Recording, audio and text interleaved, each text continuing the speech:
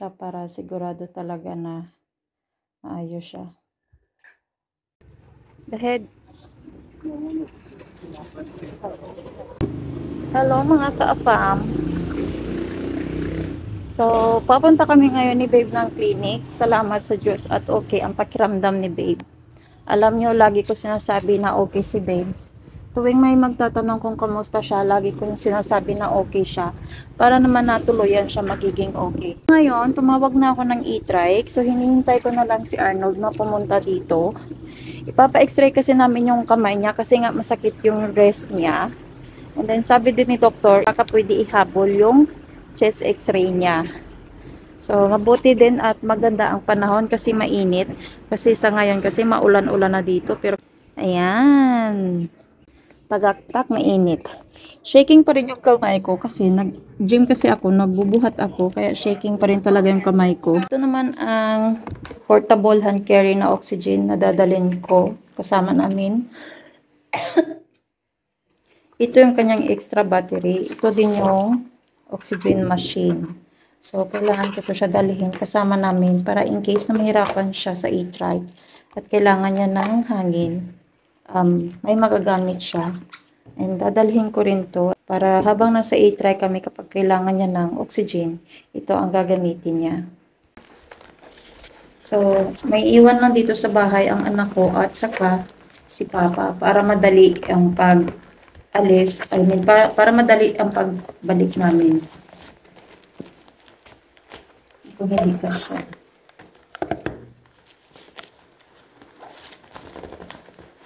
So, ito na lang, ibag ko na lang to. So, we are ready to go. Ano siya. Ayan.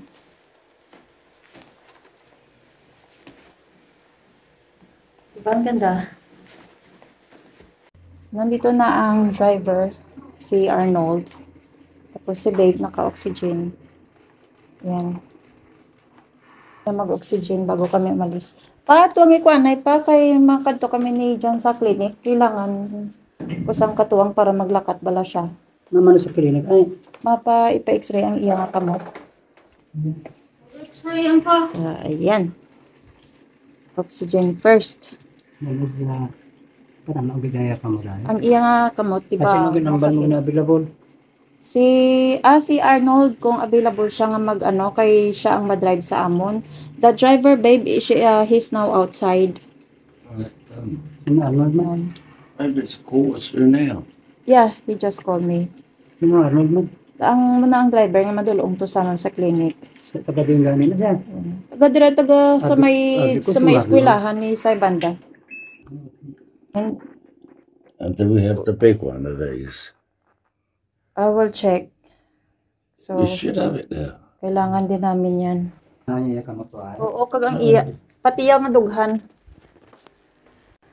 Nag-inhaler muna siya para sigurado talaga na maayos siya. Papa, nag-aalalay, tsaka ang anak ko palabas kay Babe. Kailangan kasi siyang alalayan. Ara siya sa guwasang gate pa. So, kailangan ko wala kami liyabi pa nga, dala pa ha. Yan.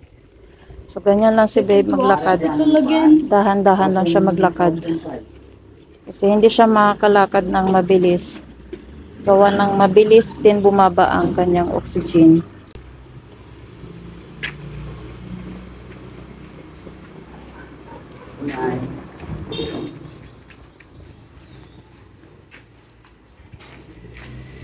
Pag ganyan, pag ganito, tumitigil si Babe pag alang niyang pagod na siya.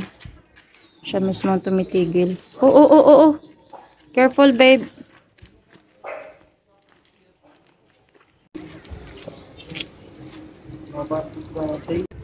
The head.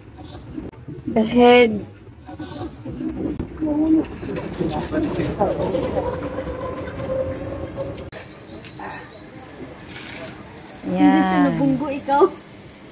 Thank you. Are you okay there, babe? Gusto mong iswago? Sa may kilid balanog. Ah. Inang sa may simbahan bala. Hi, ga. Bye. Bye.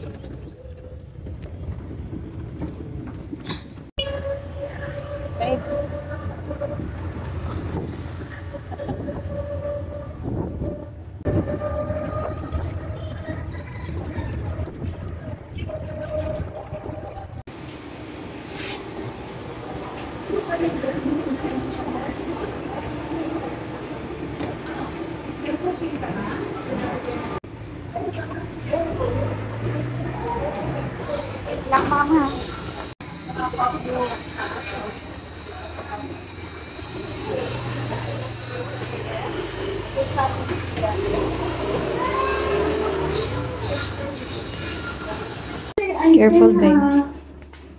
You know American Tiger? American Tailor. Yes. The show. You know that? Yes. I saw it in Asia looking for a singer. I saw a child. Our child is going up from Thailand. On Taipei.